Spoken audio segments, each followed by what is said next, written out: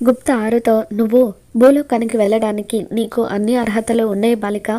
ఇప్పుడే వెళ్ళి మా ప్రభువుల వారిని ఇరకాటంలో పెట్టు, ఆయన ఖచ్చితంగా మిమ్మల్ని భూలోకానికి పంపిస్తారు అని చెప్పి గుప్తా అంటూ ఉంటే, ఈ మాత్రం హింట్ ఇస్తే చాలు గుప్తా గారు, నేను చెలరేగిపోతాను. ఇప్పుడే యమపురిలో యమగోళ మొదలు పెడతాను. మీ ప్రభువుల వారే తల పట్టుకొని నన్ను భూలోకానికి పంపించేలాగా చేస్తాను. యమ, ఐఎమ్ కమింగ్ అని చెప్పి ఆరు అక్కడి నుండి వెళ్తూ ఉంటుంది. ఈ బాలిక మళ్ళీ నాకు ఎటువంటి శిరోభారం తీసుకువస్తుందా అని చెప్పి గుప్తా కంగారు పడిపోతూ ఉంటాడు. మరోపక్క బాగి హాస్పిటల్కి వస్తుంది. ఇక తను హాస్పిటల్కి వచ్చిన తర్వాత అక్కడ రణవీర్ కానీ మనోహరి కానీ కనిపిస్తారేమోనని చెప్పి అంతా కూడా చూస్తూ ఉంటుంది. తర్వాత రిసెప్షనిస్ట్ దగ్గరికి వెళ్ళి, ఏమండి, ఈ హాస్పిటల్లో రణవీర్ అని ఎవరైనా అడ్మిట్ అయ్యారా అని చెప్పి బాగి అడుగుతుంది. ఆ పేరుతో ఎవరు అడ్మిట్ అవ్వలేదని చెప్పి అక్కడున్న రిసెప్షనిస్ట్ చెప్తూ ఉంటుంది. ఇక ఆ తర్వాత పోనీ అపాయింట్మెంట్ ఏమైనా తీసుకున్నారా అని చెప్పి బాగి అడుగుతూ ఉంటే, లేదండి, ఆ పేరుతో ఎవరు అపాయింట్మెంట్ తీసుకోలేదని చెప్పి తను అంటూ ఉంటే, మళ్ళీ ఒకసారి చూసి చెప్పండి ప్లీజ్ అని చెప్పి బాగి అడుగుతూ ఉంటుంది.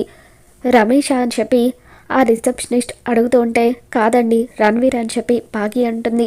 లేదండి, ఆ పేరుతో ఎవరు కూడా అపాయింట్మెంట్ తీసుకోలేదు అని చెప్పి అక్కడున్న ఆవిడ చెప్పడంతో ఇక బాగి ఓకే అని చెప్పి, నేను ఇదే హాస్పిటల్ పేరు ఫోన్లో విన్నాను, ఖచ్చితంగా వాళ్ళిద్దరూ నాకు తెలియకుండా ఏదో కుట్ర చేస్తున్నారు, ఈరోజు ఎలాగైనా సరే కనిపెట్టాలి అని చెప్పి బాగి అనుకుంటుంది.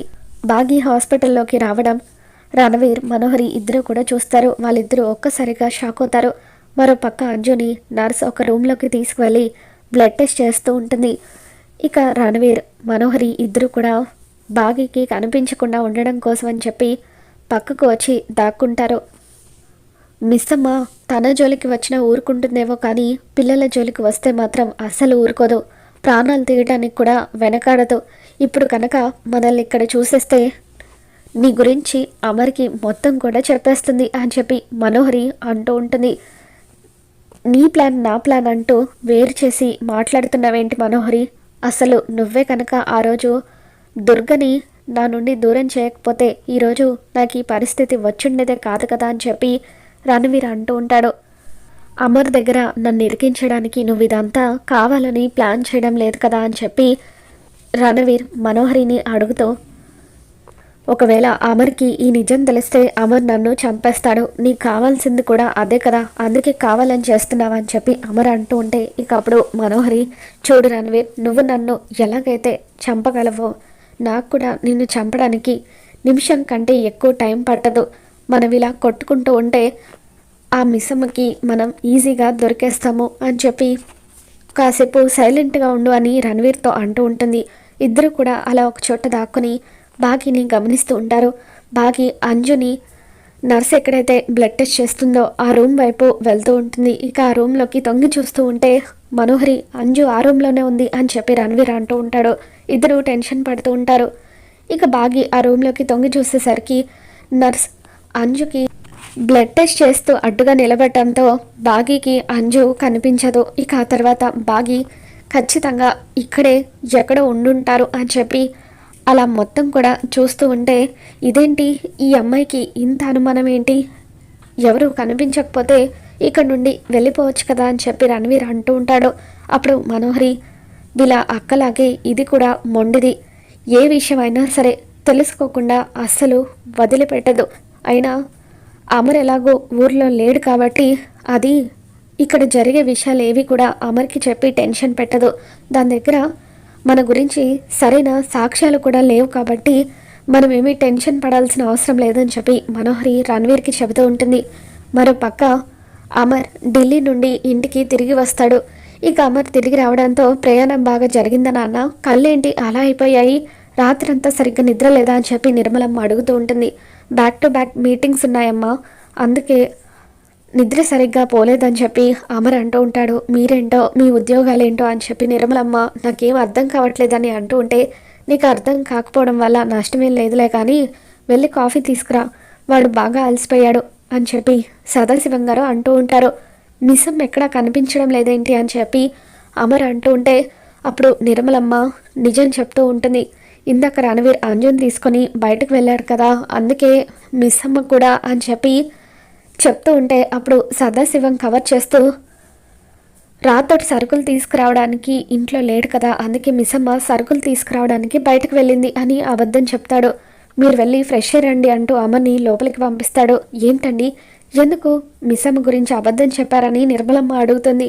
చూడు, అమరే కదా రణవీర్ని అంజుని తీసుకువెళ్ళమని చెప్పాడు. మరి ఇప్పుడు హాస్పిటల్లో ఉన్నారన్న అనుమానంతో మిస్సమ్మ వెళ్ళిందని తెలిస్తే అమర్ మిస్సమ్మ గురించి తప్పుగా అనుకుంటాడు. ఎలాగో మిస్సమ్మ హాస్పిటల్కి వెళ్ళింది కాబట్టి అక్కడ ఒకవేళ నిజంగా తను అనుమానించినట్టుగా ఏదైనా జరిగితే అప్పుడు మనం అమర్కి చెబుదాము, లేదంటే సైలెంట్గా ఊరుకుందామని చెప్పి సదాశివం గారు అంటూ ఉంటే, అవునండి మీరు చెప్పింది నిజమే, నాకు ఈ విషయం బుర్రకి తట్టనే లేదు, అనవసరంగా మిస్సమ్మ గురించి నిజం చెప్పేయాలనుకున్నానని అంటూ ఉంటుంది. మరోపక్క యమలోకంలో యమధర్మరాజు గారు దిగి రావాలి, నా లెక్కలు తేల్చాలి అని చెప్పి ఆరు మిగతా పాపలతో కలిసి గొడవ చేస్తూ ఉంటుంది. ఏంటి బాలిక ఇలా అరిస్తే మా యమధర్మరాజుల వారికి వినిపిస్తుంది కదా అని చెప్పి గుప్తా అంటూ ఉంటాడు. వినిపించాలనే కదా అరిచేది అని చెప్పి ఆరు అంటూ ఉంటుంది. అసలు ఏంటి బాలిక, ఎందుకు ఇలా నువ్వు సమావేశం ఏర్పాటు చేశావని చెప్పి చిత్రగుప్త అడుగుతూ ఉంటే, ఎందుకు నాకు విముక్తి కల్పించడం లేదు, నా పాపాలకు నాకు శిక్ష వేసి త్వరగా విముక్తిని ప్రసాదించండి, అందుకే నేను ఇలా గొడవ చేస్తున్నాను అని చెప్పి ఆరు అంటూ ఉంటుంది. అప్పుడే యమధర్మరాజుల వారు అక్కడికి వస్తారు. ఇక ఆయన అక్కడికి వచ్చిన తర్వాత ఆరు, ప్రభువుల వారు త్వరగా మీరు నాకు విముక్తిని కలిగించాలి అని చెప్పి ఆరు, అప్పటి వరకు నాకున్న తిక్కనంతా కూడా ఉపయోగించి ఇక్కడ గోల చేస్తూనే ఉంటాను అని చెప్పి ఐ వాంట్ జస్టిస్ అని చెప్పి అలా ఆరు గొడవ చేస్తూ ఉంటుంది.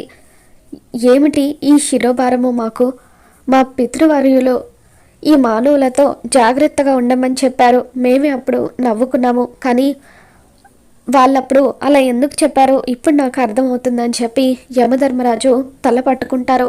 ఇక చిత్రగుప్త అంటే, ఏంటి బాలిక నీ ఉద్దేశము, నిన్ను భూలోకానికి పంపించమని నువ్వు ఇలా అడుగుతున్నావా అని చెప్పి అంటూ ఉంటే అప్పుడు అవును అని చెప్పి ఆరు అంటూ ఉంటుంది.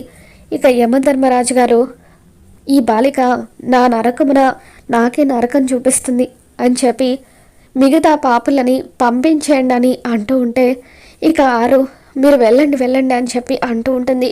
ఇక అలా మిగతా పాపులందరూ కూడా అక్కడి నుండి వెళ్ళిపోతారు. యమధర్మరాజు అక్కడి నుండి మాయమైపోతారు. ఆ తర్వాత ఆరు గుప్తాతో, గుప్తా గారు మన ప్లాన్ వర్కౌట్ అయ్యేలాగా ఉంది అని చెప్పి గుప్తాకి హైఫై ఇస్తూ ఉంటుంది. మరోపక్క రణవీర్ ఎక్కడా కనిపించకపోవడంతో బాగి రణవీర్ ఫోన్కి ఫోన్ చేస్తుంది. ఇక అప్పుడు తన పక్క నుండే ఫోన్ రింగ్ అవుతున్నట్టుగా సౌండ్ వినిపించడంతో బాగి చుట్టుపక్కల అంతా కూడా చూస్తుంది. ఇక బాగికి రణవీర్ అక్కడే ఉన్నాడన్న అనుమానం మొదలవుతుంది. ఇక ఫోన్ రింగ్ అవుతూ ఉండడంతో మనోహరి ఆ ఫోన్ని సైలెంట్లో పెట్టు అని చెప్పి అంటూ ఉంటే ఇక బాగి మరొకసారి రణవీర్కి ఫోన్ చేస్తూ ఉంటుంది. ఇప్పుడు కనుక నువ్వు ఫోన్ లిఫ్ట్ చేస్తే ఆ మిస్సమ్మకి దొరికిపోతావు, అందుకే ఫోన్ లిఫ్ట్ చేయకు అని చెప్పి మనోహరి రణవీర్కి చెబుతుంది. మరో పక్క అమర్ కూడా బాగీకి ఫోన్ ట్రై చేస్తూ ఉంటాడు. ఫోన్ కలవకపోవడంతో ఇక ఫోన్ని పక్కన పెట్టేసి ఫ్రెష్ అవ్వడానికి లోపలికి వెళ్ళిపోతాడు. సదాశివం గారు బాగీకి ఫోన్ చేసి, నీకు అమర్ ఏమైనా ఫోన్ చేశాడా అమ్మ, వచ్చి రాగానే నీ గురించి అడిగాడు, కూరగాయలు తీసుకురావడానికి వెళ్ళావని కవర్ చేశామని చెప్పి, ఇంతకీ ఆ రణవీర్ వాళ్ళు ఎక్కడైనా కనిపించారా అని అడుగుతూ ఉంటే లేదు మావయ్య, కానీ ఖచ్చితంగా వాళ్ళిద్దరూ కలిసి ఏదో కుట్ర చేస్తున్నారని అనిపిస్తుంది అని చెప్పి బాగి అంటూ ఉంటుంది. ఇక ఇంతలో అంజు అటువైపుగా వస్తూ ఉంటుంది. ఇదేంటి రణవీర్ అంకుల్ ఎక్కడ కనిపించడం లేదు అని అటువైపుగా అంజు వస్తూ ఉంటే బాగిని అంజు చూస్తుంది. మిస్సమ్మ ఏంటి హాస్పిటల్కి వచ్చిందని చెప్పి మిస్సమ్మ అని అంజు పిలవబోతూ ఉంటే రణవీర్ అంజుని పక్కకు లాక్కుపోతాడు. ఏంటంకులు ఇలా తీసుకొచ్చారు, మిస్సమ్మ హాస్పిటల్కి వచ్చింది, అందుకే మాట్లాడదామని వెళ్తున్నాను అని అంజు అంటూ ఉంటే వద్దు అంజు పాప, ఇప్పుడు మనం హాస్పిటల్కి వచ్చిన విషయం మిస్సమ్మకి తెలియకూడదు, తెలిస్తే నిన్ను నాతో ఇంకోసారి పంపరు, నా వల్లే కదా నీకు ఐస్ క్రీమ్ తినడం వల్ల దగ్గు జలుబు వచ్చాయి, అందుకే మీ ఇంట్లో వాళ్ళు నన్ను అపార్థం చేసుకుంటారు, ఈ విషయం వాళ్ళకి చెప్పొద్దు, నేను చూస్తూ ఉంటే అచ్చం నా కూతుర్ని చూసినట్టుగానే అనిపిస్తుందమ్మా అని చెప్పి ఇక అలా రణవీర్ అంజుకి చెబుతూ ఉంటాడు. మరి రాబోతున్న ఎపిసోడ్లో ఏం జరగబోతుందో మళ్ళీ మన ఛానల్లో తెలుసుకుందాం. ఈ వీడియో మీకు నచ్చినట్లయితే ఒక లైక్ చేయండి.